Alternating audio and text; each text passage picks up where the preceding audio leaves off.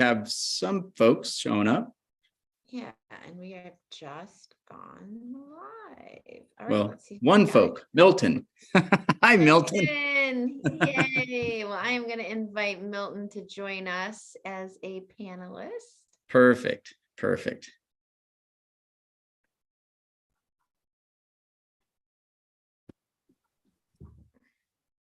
Yay.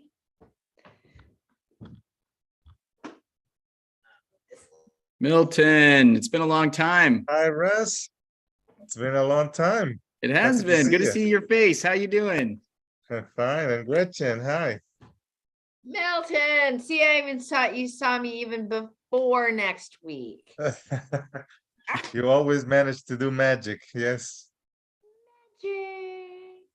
Nice. Good to see you. Well, Milton, this is going to be like a private show for you, man. It looks like, but it's all good because it goes into the archive of stuff people can use. So, how you been though? I'm happy to be around and of course learn from you. And anything I can do to help, put this show out there, count on me. Perfect. Well, let's dive right in. I mean, we may ask you to share a little bit, but that's totally up to your comfort level. You are the third panelist, I guess, or the second panelist up here. So I'm going to dive right into what the work that I'm showing tonight, and feel free to come in or out as you need to. And hopefully it'll be a lot of fun. Absolutely. Glad to have you on board. All right. Oh, we got another person coming in here, Neil Taylor. Thank you, Neil, for coming tonight. Oh, great. Okay. Well, we're gonna give a couple moments for people to show up, Milton, and then we'll come right in. You're welcome to either keep your video on or off, whatever you're comfortable with. Oh, we had one, we lost one. Well, oh, no, there we go. Oh, no. So when people are showing up, I'm going to go ahead and offer them the ability to be promoted to panelists. So to come on and join the group. And of course, Neil, it's fine. You can go ahead and stay at the attendees, but if you join in the group, then you can actually interact, turn your camera on, you can talk with us and all of that, but completely and totally up to you. Wonderful. Hey, Thaddeus, good to see you. Yeah. Good to see you again. Yeah, it's only been a week and here we are back at it. How are I things? tried posting a couple of photos. I don't know if you got those or not. I did not. Oh, okay. I'll have to take a look. Where did you post them, Thaddeus? Oh, it was during the NESP. Oh, Yeah, during the NESP workshop that you Yeah. did with us last week. yeah. Oh, Yeah, shoot. one was of something I took a picture of, and then one of them was from my students using their solar viewers. Did you send them to my email or did you? No, I just posted them. If there's time, I could share screen and share them that way, but I could also email them to you. Okay. No. I think we're talking about eclipses tonight, so that'll be wonderful to see. Get some live stuff from what we saw. I feel like maybe I did see them the last time we met, but it was a bit of a whirlwind too. There was a lot. There was a lot going on. Anyway, so let me do a quick introduction. Milton and Thaddeus. So Milton is a longtime slooher and has been doing you've written a few quests. Is that correct, Milton? Couple actually. Nice. And yeah, the one about the Inca cultures, those are two I contributed. Wow. And I'm soon going to submit another one that I feel really good about. It's been a long time, researching, and I hope everybody will like it. Awesome. Yeah. So, and Milton, Thaddeus is with the group called NESP, and You know what, Thaddeus, I'm going to let you maybe explain it because I Yeah, can't remember It's, what the acronym stands for. Yeah, Northeast Earth and Space Sciences Pipeline is what it stands for. It's a bit of, yeah, it's a bit of a clunky name, but yeah, it's a great group. I've actually been doing stuff with NESP for several years. They had a robotics and rocketry workshop that I took part in at the University of Washington a few years ago, and that was really great. That was with Robert Wingley, who sadly passed away a year or so ago. And then I also teach in a little program called PI in the Chimicum School District. It's kind of a cross between homeschooling and public education, where folks come in for a couple days a week, and then the rest of the time they're doing home studies. Excellent. Awesome. Well, we're gonna dive right in. This is sort of part 3 of a 4-part series. The first 2 parts of this professional development were dedicated to The annual eclipse. the annular eclipse that we had just 10 days ago, or 11 days ago. And so now we're going to be tackling, spending 2 weeks or so just talking about the total solar eclipse, some of the differences, some of the things to look for. Again, talking about how to prepare our students for the experience, whoever those students may be, whether it's a formal classroom or an informal classroom situation. So, and this is, my vision for this is very conversational. I do have a presentation that I'll be sharing with you, and happy to share that presentation in its entirety with you after the, if you're interested, you can email me at russ@slooh.com and I'll share resources with you. And then, and you can use them as you want or modify them for your classroom. There's going to be some classroom activities. There's going to be we're going to talk a lot about what resources Slooh has, and then we'll also just be talking about some of the science behind it, and some strategies for getting kids interested and involved. So feel free to pipe in if you ever want to, but you can also just sit back, relax, and just enjoy. And we're going to dive right in. Thank you all for coming tonight. This is being recorded so that it can be seen by other people who might not be able to make it this evening. Wednesday's a tough day for educators, as we probably all know. So thank you guys for making the effort to be out here, and let's, without anything further, let's jump right in. And I'm going to hit share screen, and then I'm going to blow up this slideshow a little bit. And, this is something I do at the start of every class where I'm using Slooh. So I like to model this by having my workshop participants do it too. Plan your missions. Make sure you're using your Slooh account. You're using your mission quota if you can each day. For you'll gather lots of images, even if it's just for your own interest. Or if you're working on a certain quest, it's really helpful. But also for your students, this gives them an opportunity to sort of have some voice and choice, which is something I'm really excited about with Slooh, is that there's so many options and students can really jump right in and explore things they're interested in. So whatever that might be, planets, minor planets, galaxies, supernova remnants, they can jump right in and they can collect some images, and those images will be saved forever. So they, as they get more and more familiar with Slooh and work their way through the quests, those images might come in really handy in allowing them to, to tackle some of the quests in a timely manner, which for students we know is important. So I always encourage you to, if you're using Slooh in the classroom, start each class with having them collect 2 or 3 images, or maybe even their whole 5 images, plan their 5 missions. So the next day they'll end up with a bunch of great images in their inboxes, in their inboxes as well as on their accounts. Tonight, I'm recommending a lunar mission because it's the one thing we can kind of plan for with talking about eclipses. The solar images, I definitely want your students to capture solar images, but those have to be captured live. They can't plan missions using the Canary 5 solar telescope. They have to go live to that to capture those. Luckily, that happens during the school day, for earlier in the school day, but it happens in the school day, so you can have your students capture those images of the sun. So What, what day of the week that is? it's every weekday.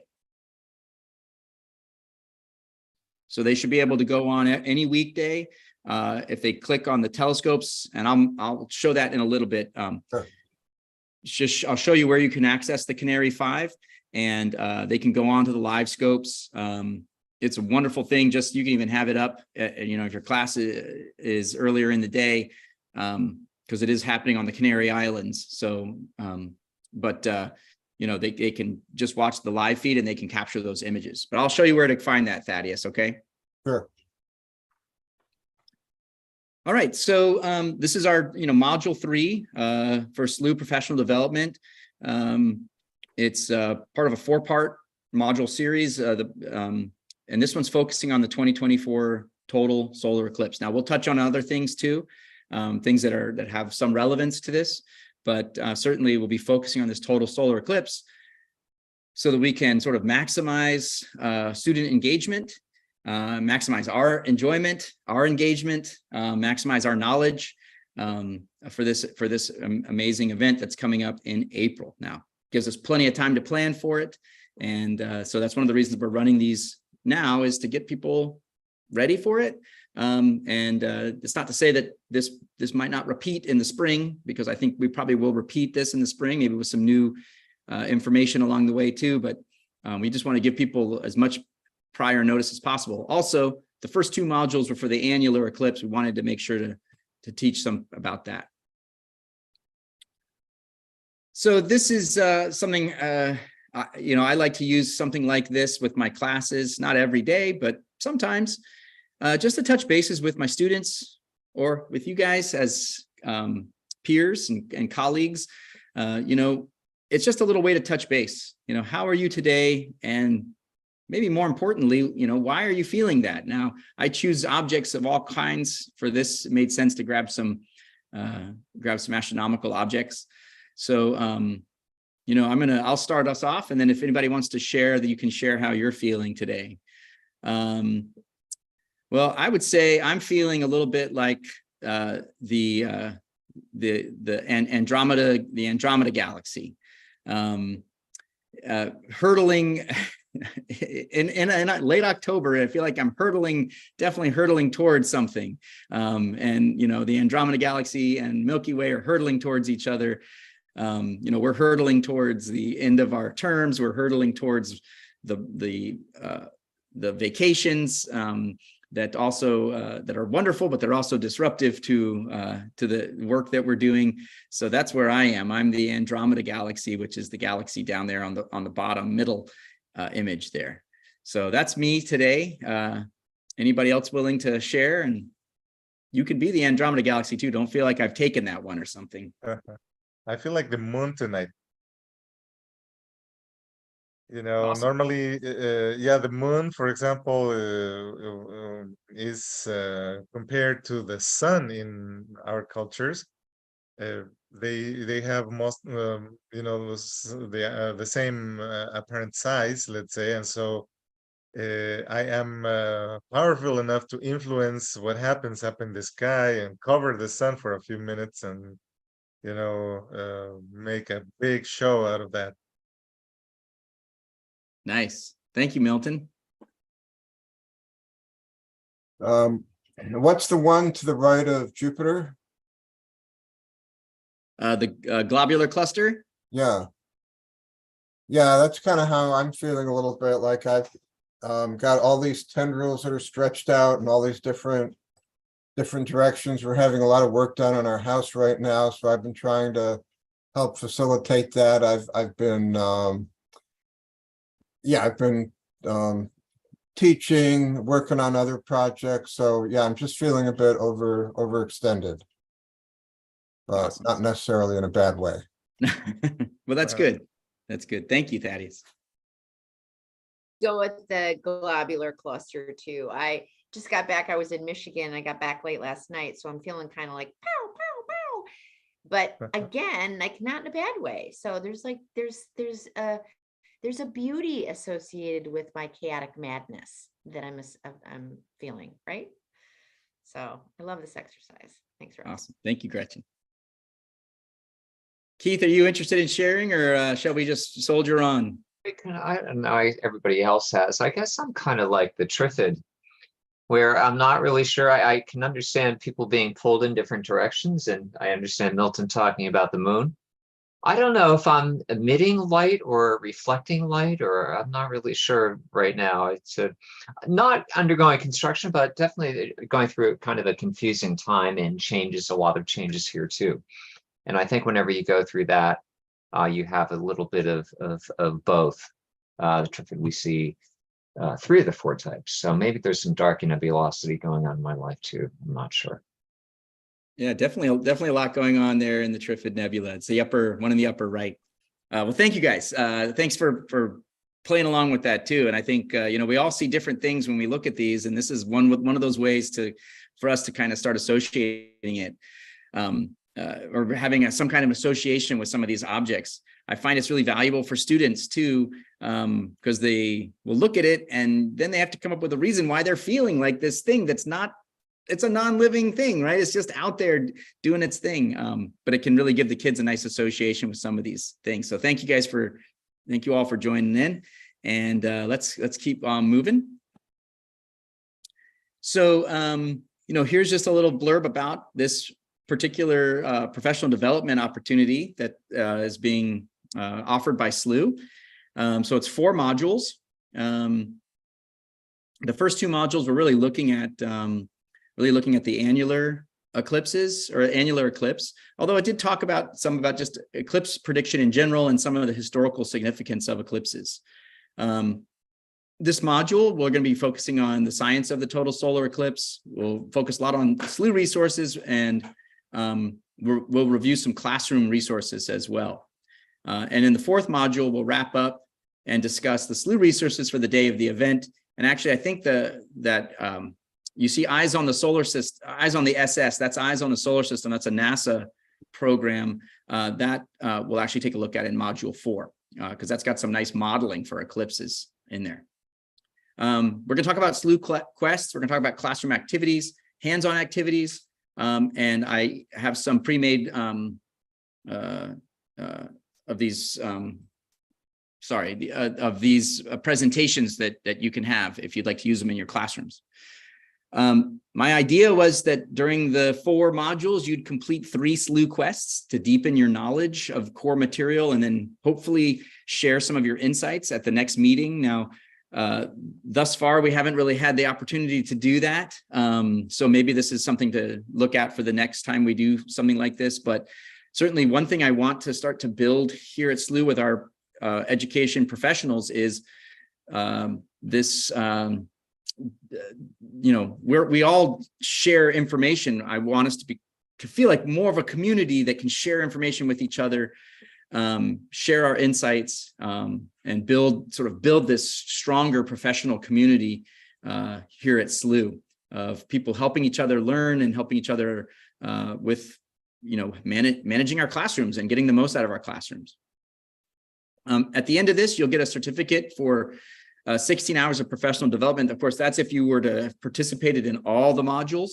I'm happy to provide you with one for this one. If you show up the next one, you'll get 8 hours. That 8 hours comes from our time together, as well as your time doing the quests outside of our work here. So if you are an educator who needs professional development hours, or would like a certificate for completion of the work that you do for this particular program, we can certainly get that for you. That's something that we're working towards at Slooh, is providing more of those continuing education units for educators. Anybody have any questions before I move to the next slide and we start getting into our eclipse stuff? Okay, great. Here's the basics. And this is a review for anyone who's been here in the past. What is an eclipse? We hear a lot about it. We might have observed them before.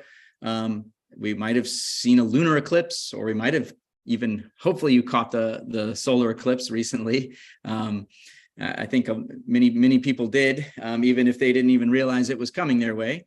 But when the moon comes directly between the Earth and the sun, and we get a solar eclipse. And there's certain different kinds of solar eclipses. We talked about annular eclipses in the last meeting, last couple of meetings. We're going to talk about what's called a total solar eclipse in this meeting. And then a lunar eclipse is when the Earth comes directly between the sun and the moon, and thereby casting a shadow on the moon. So in the first instance, the moon is casting its shadow on the Earth. And in the second instance, the Earth is casting its shadow on the moon. Now, the Earth is much larger than the moon, and we'll see a scale model in just a moment, and sort of get an idea of that. So, the Earth's shadow is much larger than the moon's shadow. So, we see when we are viewing a lunar eclipse, we'll see oftentimes see the entire moon covered by the Earth's shadow, whereas on the Earth, and of course, we're observing it from a different perspective as well, that shadow covers just a small part of the planet. And that'll help us also to get a frame of reference when we start talking about where are we going to see totality, where will we see the total solar eclipse, and that sort of thing. This word, syzygy, I love this word. This is when celestial objects line up in space. So, it's during the eclipses, we have the three objects, the sun, the Earth, and the moon, all lining up just in different ways, depending on which eclipse we're talking about. But you can get a syzygy of other objects too. Whenever objects in space line up, we call it a syzygy. So I love that word. I always like to introduce it because it's a fun one. And it's certainly an interesting word. I don't know the foundations of that word. Does anybody know sort of where that word might come from? I probably should have looked this up, but or maybe I picked it up somewhere along the line, but does anybody have any ideas? Yeah, it's a Greek word. Usually anytime you see transliteration into English with a Y, it's usually of Greek origin, and that's where we get it from. And it does mean that a lineup, an alignment. Cool. Thank you, Keith. Appreciate that.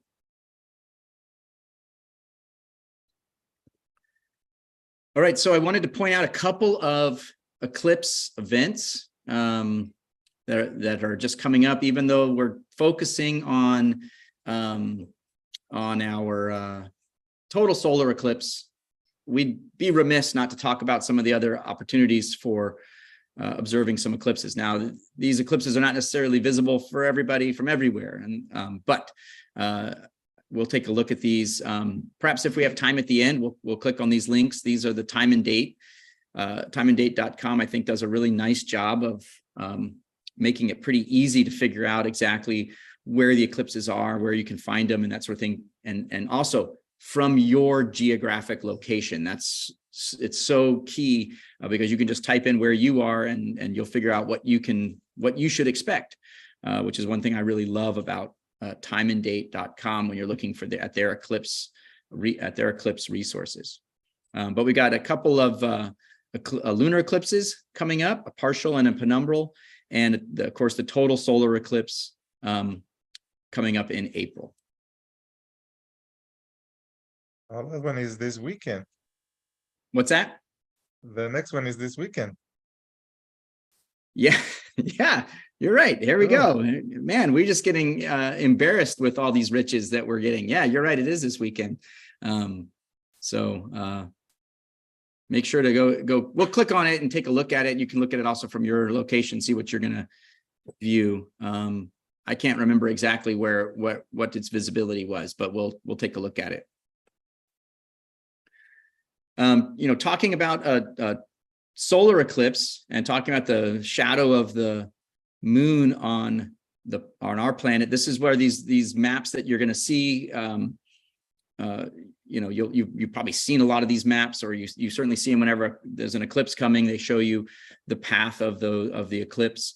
You know, it's a small band that experiences sort of the very best that the eclipse has to offer. It doesn't mean that a lot of people aren't going to get a view of the eclipse, but there's definitely a small band that experiences what, you know, for the one in October or just a couple days ago, that was an annular eclipse. So there was a small band of our country that got to, of the United States, that got to experience the Ring of Fire, the annular eclipse.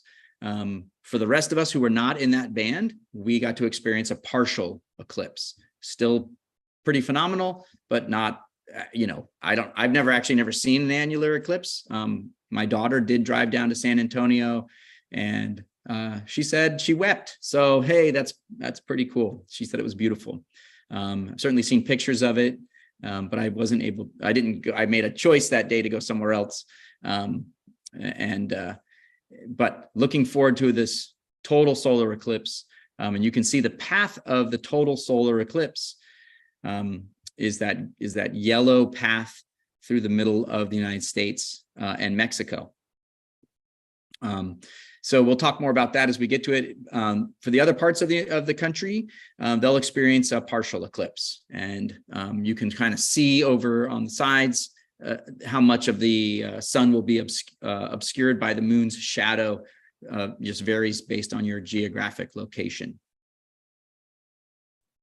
Yeah, it's going to take place in my hometown of Elyria, Ohio. So I'm planning on going back, and I'm pretty excited about that. Oh, nice. That's awesome. So you get to go home for a homecoming and you get to see the eclipse. That's really amazing. And yeah, I live down in Austin, or just outside of Austin, actually to the west. West of Austin is better. I work in Austin, so we'll see what happens to me. I'll hopefully get some totality. I mean, at least even from my school, we're going to get a couple minutes of totality, but I'm hoping to get a little farther west to get a little bit more time, because it also depends on where you are as to how long the sun is covered in what's called totality, which is when the moon's disk entirely covers the sun's disk. And I have never seen, again, I have never seen that. I've seen a few partial eclipses. Has anybody seen totality and would be willing to sort of share what it was like? Of course. You know, I almost missed that one because, you know, I was not in the path of totality, and one person told me, you have to go, right? Drop everything you're doing and you have to go. And I never regret having listened to that man, because, you know, I planned this trip as an emergency sort of, and I went all the way down to a salt flat that we have in Bolivia. And that's where I saw it. It was amazing, you know, and more than the eclipse itself, there were so many people gathered around, and all of us, you know, talking about the same thing, different nationalities there, cooperating with each other. It's one of those moments in which humanity comes together as one. Mhm. So I totally recommend you go and be in the path of totality. Thank you, Yeah, Milton. my daughter and I went to Oregon for the last one in 2017, but we went to Corvallis, and totality was less than a minute, so we didn't get as good a view of that as I would have liked. But it's still, you know, like you were saying, the community that sense of community that happens, and also, you know, the sky darkening. And that was the first time that I'd built a solar viewer. So, you know, being able to use that, and, you know, yeah, it was awesome. That's awesome. Yeah. You know, we got a partial here in Austin. My daughter had looked at going to school in South Carolina, and I must admit I was very hopeful that she was going to go to school in South Carolina, because the move-in date was the same as the eclipse date, and her school that she would have gone to was in the path of totality. But ultimately she decided to go to school in Minnesota, so we did not get to see that total solar eclipse. But certainly this one, I am planning on it, and I'm not going to let anything deter me this time. So, Yes. all right, awesome. Well, let's move on. I think this gives us this is a Slooh diagram. This is actually one from one of their Eclipse quests. You can find it other places on the website as well, but this is a Slooh, one of the Slooh's amazing diagrams with it that really illustrates this so well, exactly what's going on here during a solar eclipse. And you can see how small that shadow of totality is. It's just this tiny little spot on the planet. Now the other parts of the shadow cover more of the Earth, but that path of totality, which is so amazing, is just a small little fraction of the Earth's surface.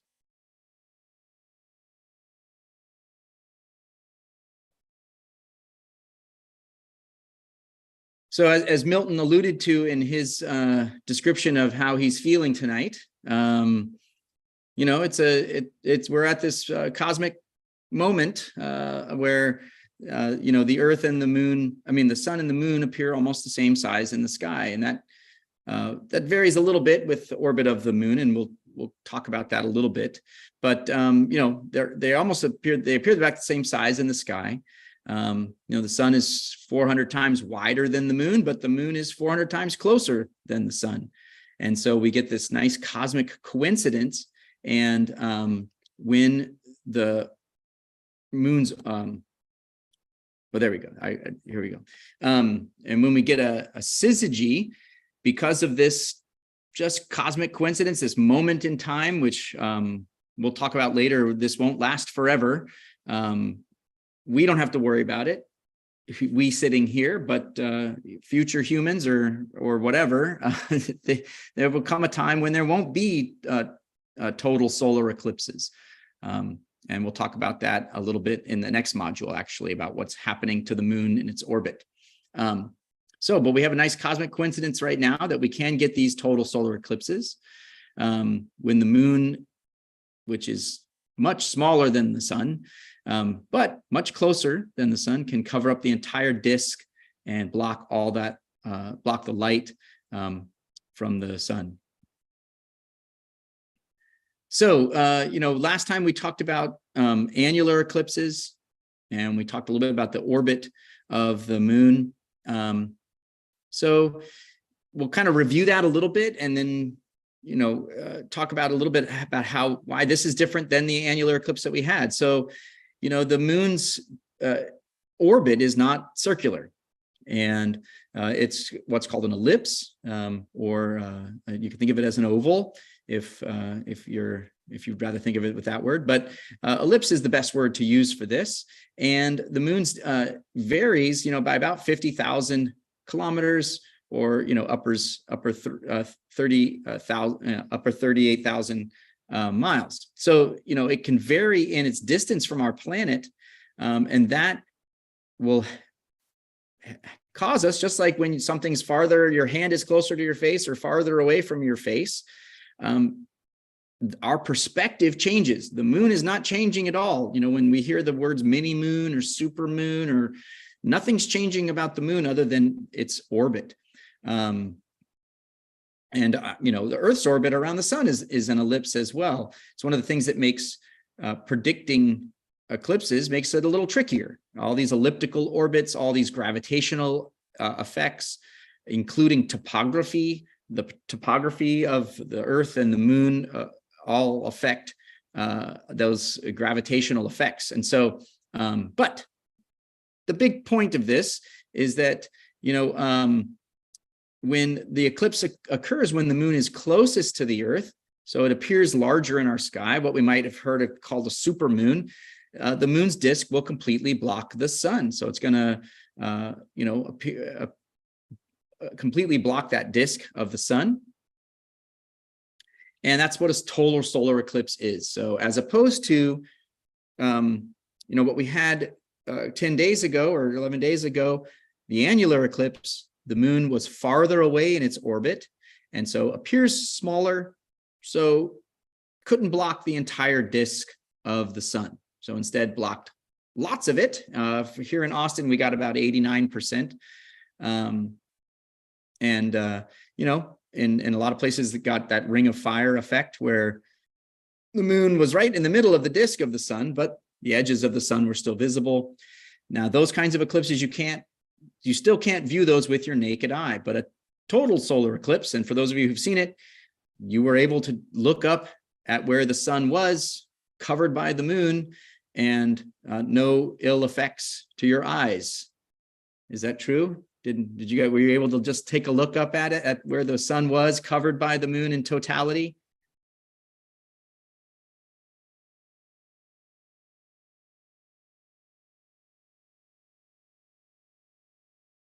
But you have to be in that narrow band. So you have to be in that narrow band of totality to see that.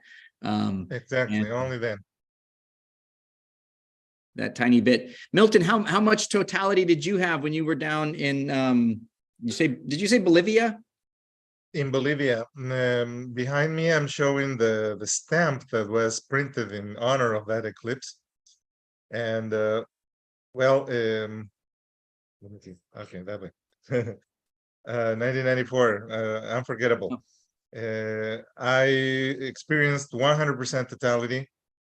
For a couple of minutes, everything changed in front of my eyes, and you know, the voices of all people experienced were incredible. There was a lot of energy there. Yeah.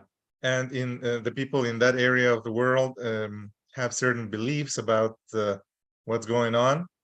They believe that the big jaguar is eating the sun in this case, and they will make all kinds of noise to, you know, chase the jaguar away and to protect the sun that is being swallowed in that moment. So you see all that commotion going on there, and the firecrackers and everything making noise, with the people just experiencing that moment is completely a different you know, experience of everything I have experienced so far. Awesome. Thanks. Yeah, my wife and I were watching this series called Dark Winds. It's kind of it's a show about these Navajo detectives, and yeah, the Navajo people go inside during an eclipse because it's considered bad luck to view it, or even be outside when it's happening. And it's just, yeah, interesting. Yeah, how people look at that around the world. Sure. So yeah, I mean, and we touched on this in some of our earlier segments, and maybe I'll bring it back for this one if there's time. But you know, certainly a lot of times these events, by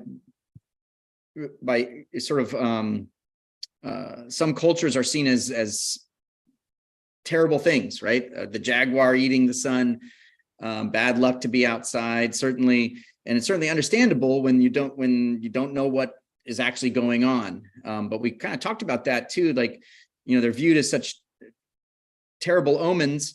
And one of the things that, you know, learning about what's happening in here, it sort of hopefully takes away some of that fear.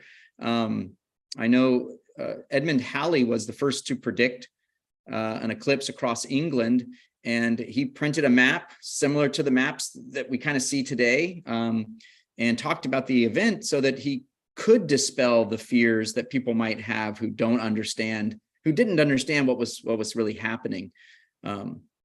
So yeah, it's you know, it's understandable when the sun is your the thing you depend on most, when it starts to disappear, that you would think that's a bad thing. But once we learned what was going on, it's good to hopefully dispel those fears so that it can just be a beautiful celestial event that we might be able to enjoy. Just a little bit of information on eclipses. We kind of talked about this a little bit. This has a little more details, stuff that I didn't know off the top of my head, but wanted to make sure to share with you all if you wanted to have some of these more, some of the details. So this is, you know, the path of the total eclipse. Just gives us kind of a perspective on, you know, how this how far the path will cross the earth, and also how wide that path is. And as I mentioned before, if you're not in that path, you'll see the partial eclipse. You can still enjoy the eclipse. It's still an amazing event, but certainly based on just the words of the folks that are here right now and other things and things you hear about, it's certainly worth making it to that band of totality if possible.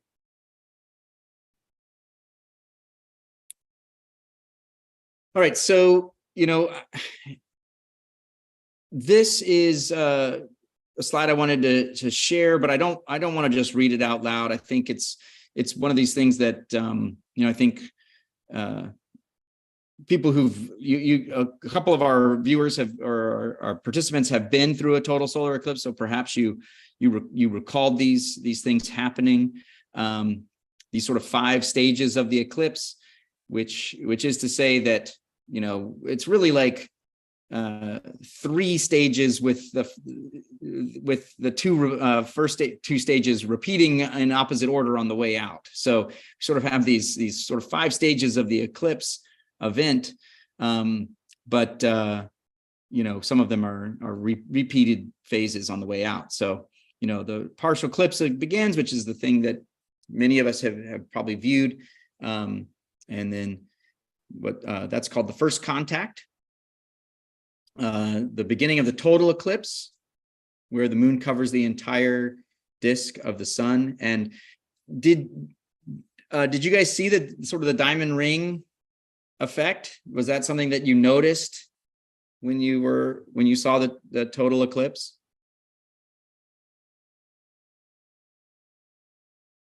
Yeah, no, I missed that one. Okay. I've seen 2 of them and live, and I didn't see the diamond ring either time, but I also wasn't thinking to look for it.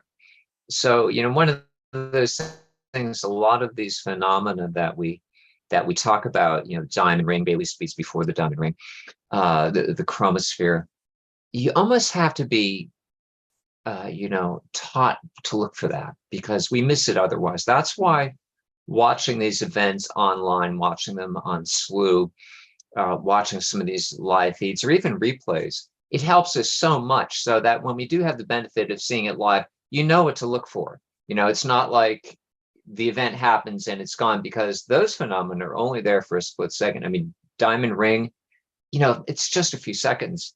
And if you don't know to look for it, you're not going to see it. That's how it was when I saw both of my live eclipses.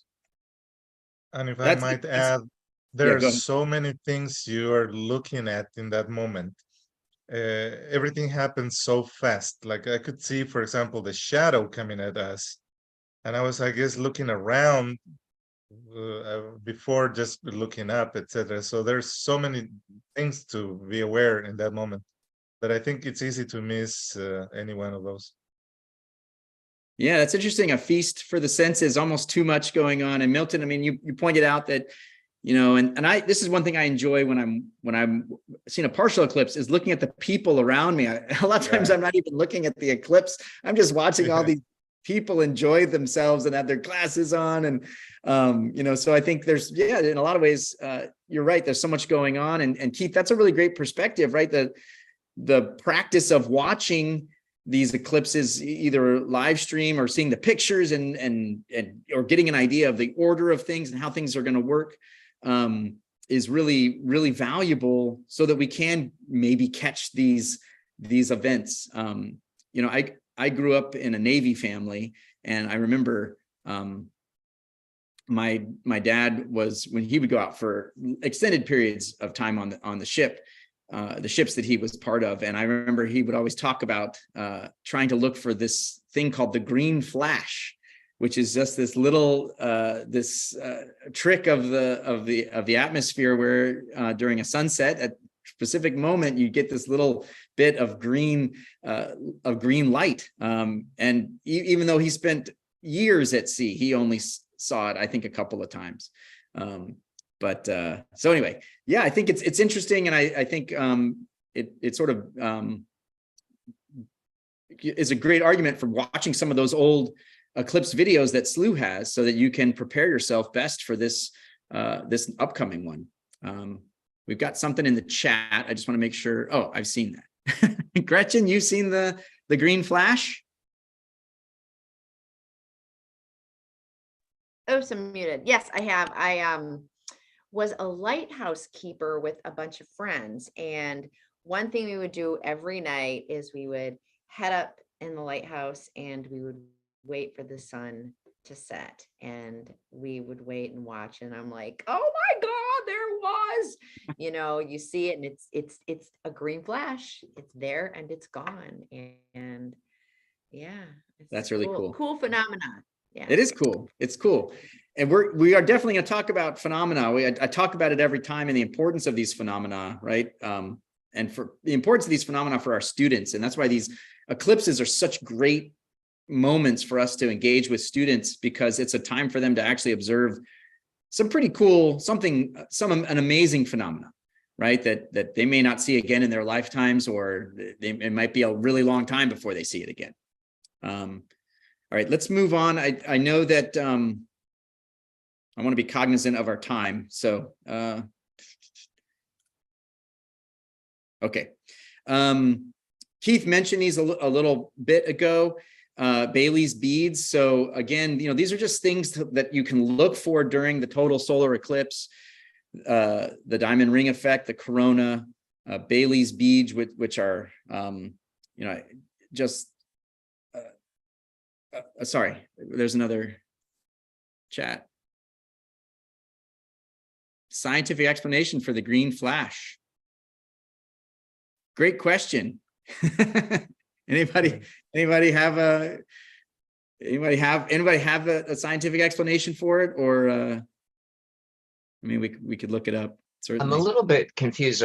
Now, are you talking about the green flash that you see as the sun goes down? Because there's also a type of phosphorus phenomenon that sailors talk about, where if you moor out to a ship at sea, like through, if you're docked and you have to row out to a sailboat, you will see phosphorus. You'll see the green flash when the sun goes down. Okay. I'm not exactly sure what caused that, but there is phosphorus too that you have in the water, and that will also climb a ship mast. The horizon, I don't know. I thought it's like an optical illusion, or when two things are occurring when it's going down. It has to do with like the prism of light. I'd have to look at it. I'd have to ask the Oracle. I'd have to look on Google. Yes, but if only there were a way to look something like this up quickly and painlessly. Yeah, so that's it is. It's a mirage and the dispersion of sunlight.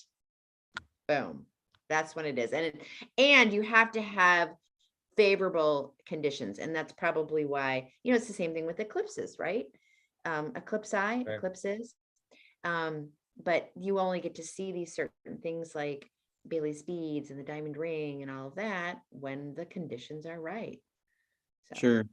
Yeah, I think probably. So you're saying lighthouse keeper, ship at sea, to see the green flash. We're talking about refraction of light through the atmosphere of some kind. So when you're on the ocean, you've got a nice long horizon. And so you're getting a good refraction of light right when the sun goes down. I don't know exactly the physics of what's going on, but yeah, great question. Thank you. Cool. All right. So yeah, the couple of phenomena that you might see during a total solar eclipse that you won't see other times.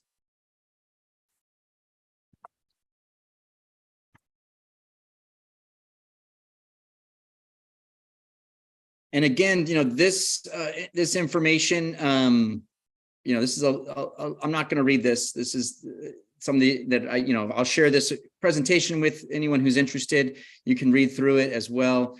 This is the order of things. So this, again, I think goes back to Keith's suggestion to, practice viewing the eclipse, so you know what to look for.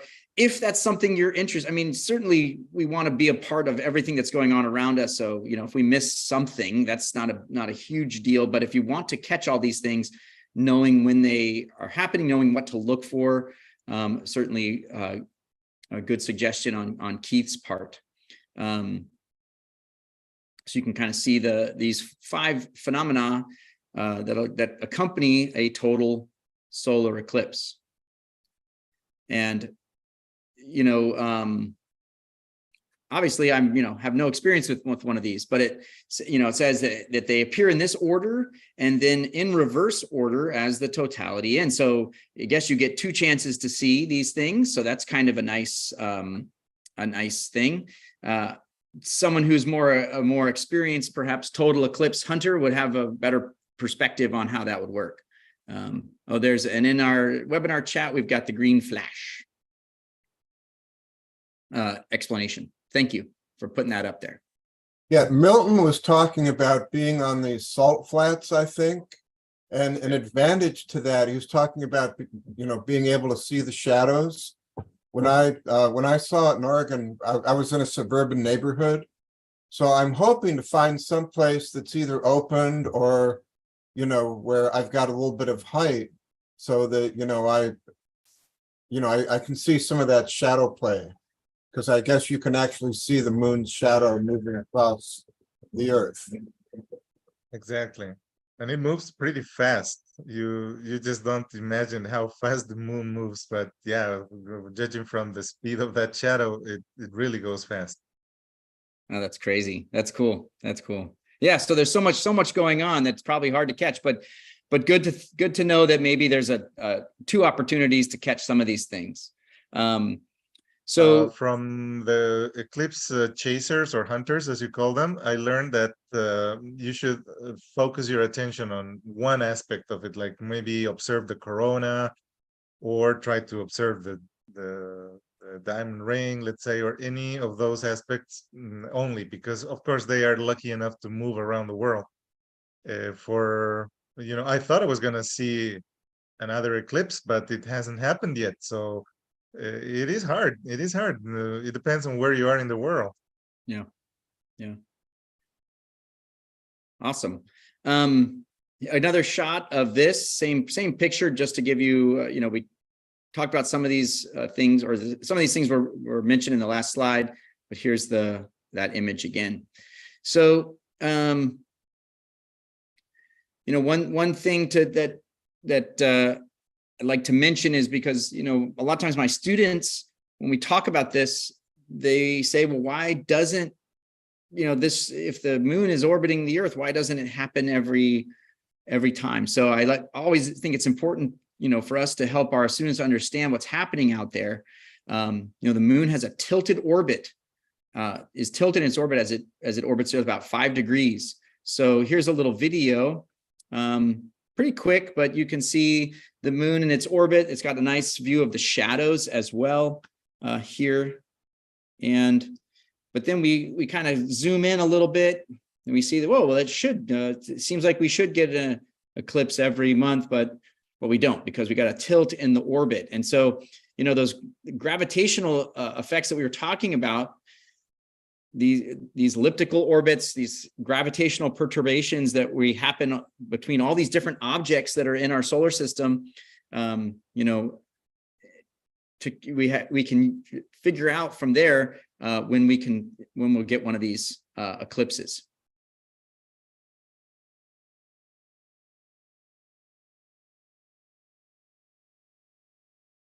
All right. One thing I like to talk about is, using models and phenomena in your classrooms with your students. And it certainly is important for students to observe actual phenomena whenever possible. And this April eclipse is going to be an amazing opportunity for students to observe the phenomena. Perhaps you'll even be there with them. Depends on your schedule, your teaching situation, and that sort of thing. But even if you're not with them, they probably will make the opportunity, or they might find the opportunity to actually view this eclipse. Now, Slooh is one of those really unique, educational resources, because it allows us access to both, both the phenomena where the kids can actually take images of these different objects using the telescopes. And then the quests, which oftentimes have models discussed in there and things like that. So Slooh is really a wonderful way for kids to observe phenomena. You know, even just today in my class, my coding and robotics class, we were looking at through the telescopes as the kids were planning some of their missions using the robotic telescopes. But it was pretty cool. You know, it was the end of the school day, and yet it was the seeing conditions weren't great on the Canary Islands, but they were good enough for us to see some galaxies, a couple of stars. So some cool stuff going on. So Slooh provides that really wonderful opportunity to observe phenomena in real time, if possible, or they can plan their missions. But certainly models are super valuable in the classroom as well. And we'll review a couple of models, and then I'll introduce another model today as well. So these are a couple things you can use in your classroom. So the solar system scale model using slips of paper is one I was going to introduce today, but I do want to review a couple other things from our previous modules. One of them is my favorite model, and it's because it's so simple, but it's also just such a great model, especially when you're talking about the Earth Moon system and modeling eclipses. So I'm going to pull this out. I know we got some new people here this week. So, here's just a super simple model that I demoed a couple of weeks ago, but it just uses a meter stick, toothpicks, and some clay and some of these binder clips, and you can build a scale model of the Earth and the Moon. Now, the cool thing about this is you can actually go outside, and using the sun, you can create a syzygy. So you can line up you can either create a lunar eclipse or you can create a solar eclipse, but you can actually observe it using this tiny little model. You take it outside, you line it up. It's always important to tell kids, don't look for the sun. Use the shadows to find out where the sun is, put it to your back, because the kids will they'll look up, where's the sun?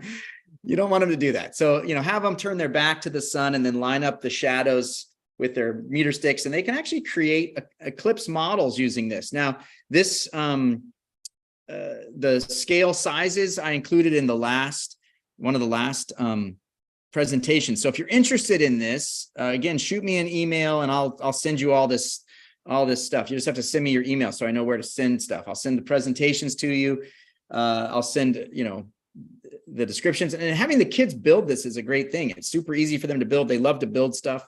This is stuff that typically a science teacher is going to have in their classroom. If not, it's just a meter stick, and it's, clay on the ends. But I love this model. This is one that I think is really valuable. And the other that I wanted to review, and another one I can give you access to, is, these cards are a model of the solar system formation. So I think, the more that we can teach kids about our solar system and how it formed, the more they're going to enjoy even this, phenomena of an eclipse. The deeper their knowledge of things, and I think that's we probably as astronomy enthusiasts, as educators, this is what draws us in, is that we have a deeper knowledge of what's going on. So we want to observe these phenomena, partially because we've learned about them, partially because we've learned, we've maybe learned how the solar system formed. But these cards are a great way for the students to learn how the solar system forms, because it just puts the solar system formation into a sort of, they get to put it into order at first, how they think it might have gone, and then they learn how it actually went. Happy to share this PDFs of these as well, so you can print them out yourself. I realize we're running up against our time, but I did want to introduce one more activity that's, I love it, partially because it gets the kids thinking, And also it dispels misconceptions, which is really great, but it first lets the kids play their misconceptions out. So, but also it uses very simple materials, just uses a long, thin strip of paper.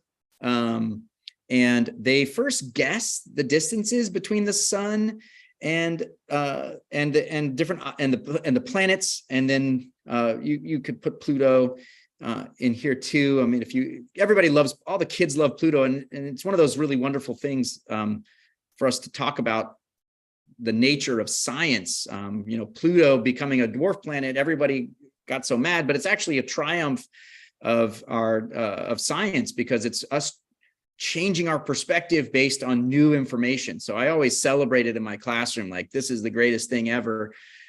Some kids won't let it go, but they weren't even alive when it was a planet. So I don't know why they're complaining. But anyway, Pluto's a great example of that. But this activity that I've got laid out here, and again, I'll share this with you. You know, it uses such simple materials, paper and pencil. They might have to tape they can use cash register tape if you've got it, or just, tape it together. And then they use this strip of paper, and they write the sun on one portion and Pluto on the very bottom edge.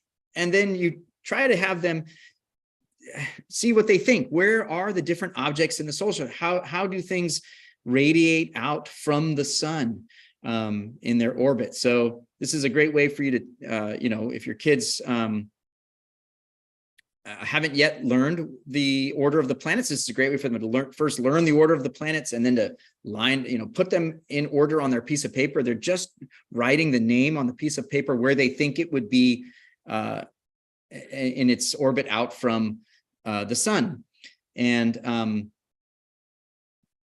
then once they do that, you provide them with an answer key, and they can compare the answers, their answers to the actual distances that we have for the planets in the solar system. So, here's the instructions for making the answer key. All the instructions are here. I can share this with you, and you can put it together. This is an activity modified from a solar system ambassador who put this together probably a decade ago, or maybe more. And then you can share with them the actual distances from the sun, and teach them about astronomical units, which I think is a valuable thing for them to learn. And it certainly just especially if you're teaching them different units anyway, here's another unit for them to learn. Astronomical unit, it's a good one for measuring distances in our solar system, right? We measure different things with different units. And as I mentioned earlier, I'd like to include Pluto whenever possible, because I think it's such a great moment for science and changing our perspective based on new information, right? And that new information can be based on new experimentation. It can be based on new technology, which allows us to learn new things, which is what happened here, right? We discovered new objects in our solar system, and realized that, well, we're either going to have to call all these new things planets, or we're going to have to find a new designation. Oh, cool. And a scale of solar system in the Nevada desert. Yeah. So, certainly there are other scale models, solar system scale models that are out there. And this just gives where I got this activity from, this little paper activity that I'll share with you all. She was a solar system ambassador.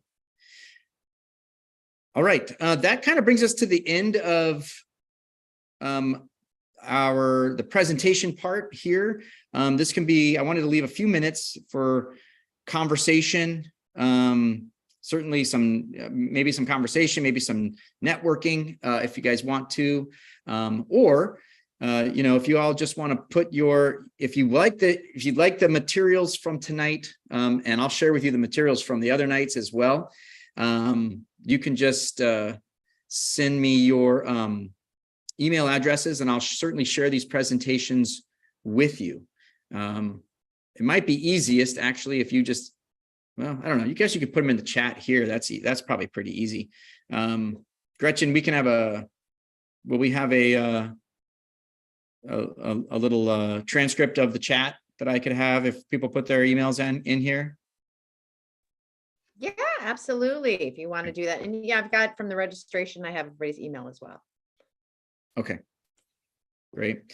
Well, and thank you all for coming tonight. I hope it was fun. I hope it was a nice, moment for us to get together. I must say tonight was wonderful because thank you guys for participating, sharing your knowledge, sharing the things that you know, and certainly want more and more of that. That's really great for me because it makes it more fun, I think, for all of us. And I certainly have a ton to learn too.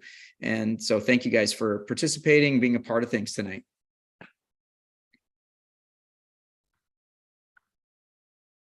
And I will mention, so in 2 weeks, we'll do the last module. So if you want to be part of sort of like the professional development piece, what I would ask for you to do is to go into Slooh and do one of the quests that's related to either the sun or the moon. It really could be any quest you want, but I think sticking with sun and moon, something that deepens our knowledge of this that we're studying right now, go do a quest.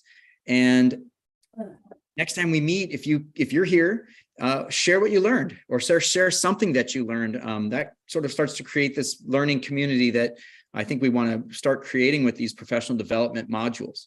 And that'll also complete sort of your next 3 hours of professional development or continuing education units so that, at the end of it, I can give you a certificate for your hours. If you are interested in that, or if you need it or whatever.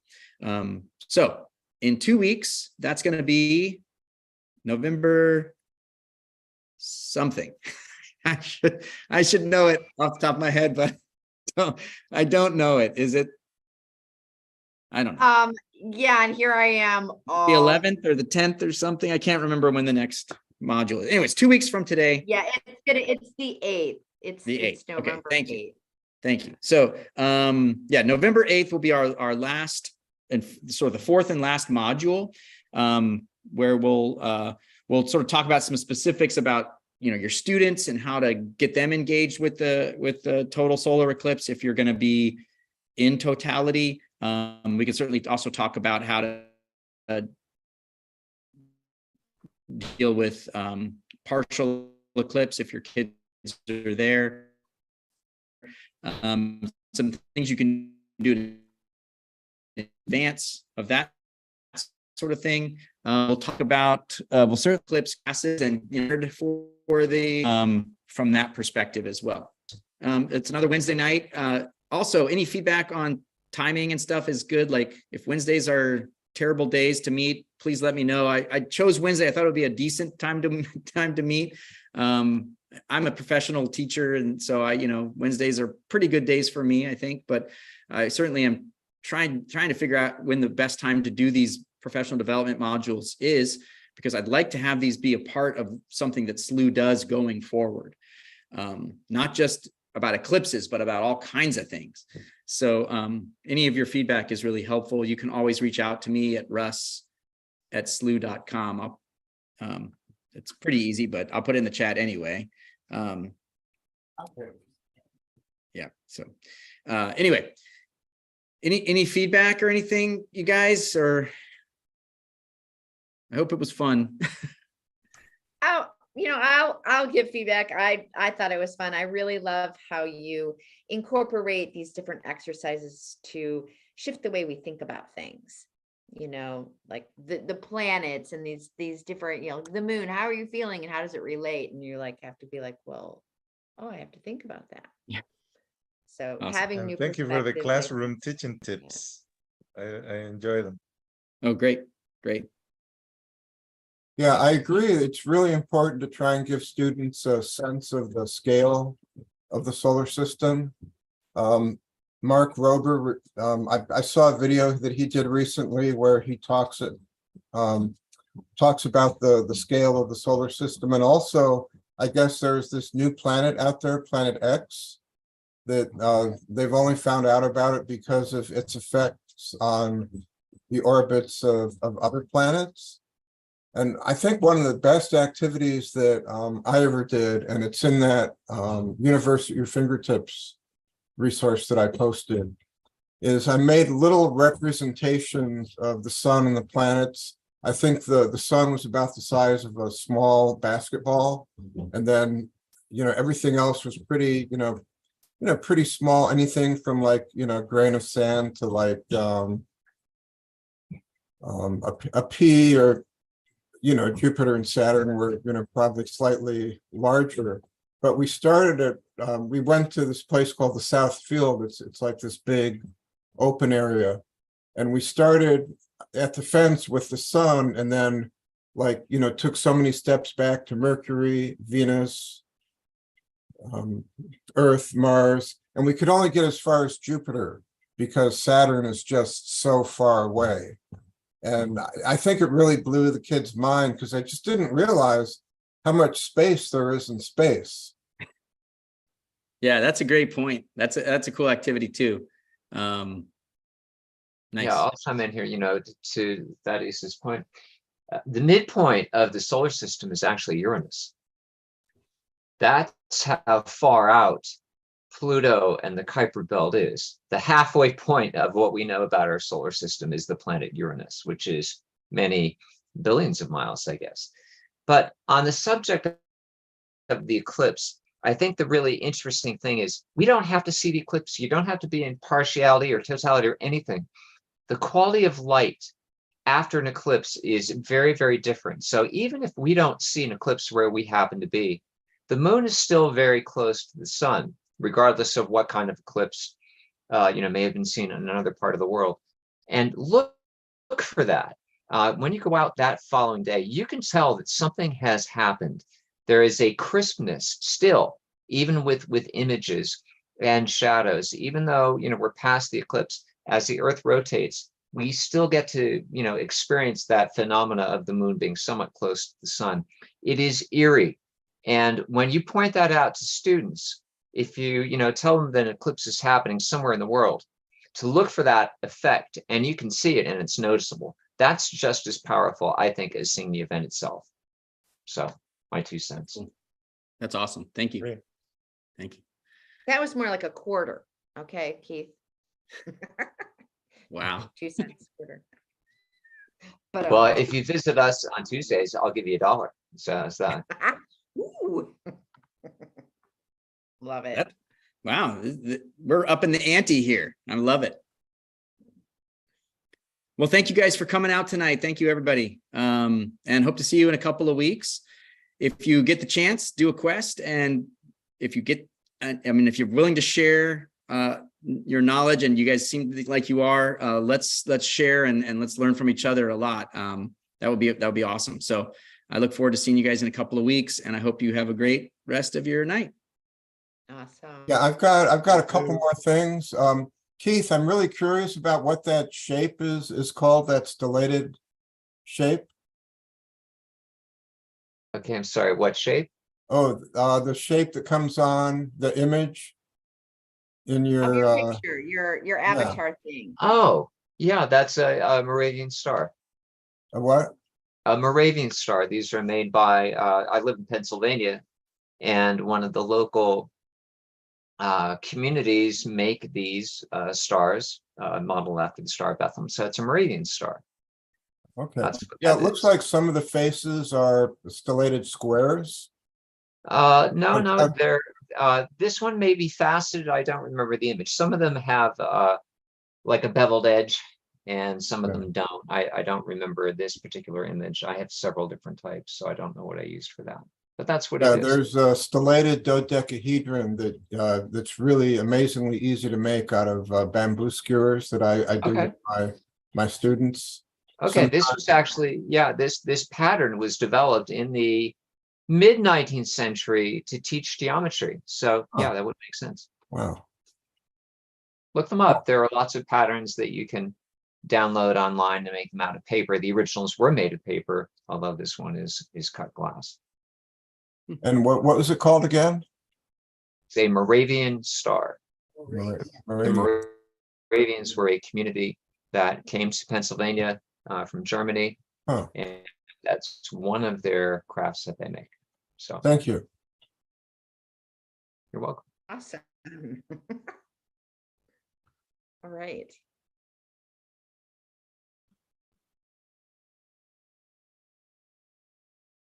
And I think that's it. And I that's think a we might wrap. be at the end. So thank you all. It's great seeing you. Keep in Thank you. touch and see you next time. All Bye, right, everyone. thank you.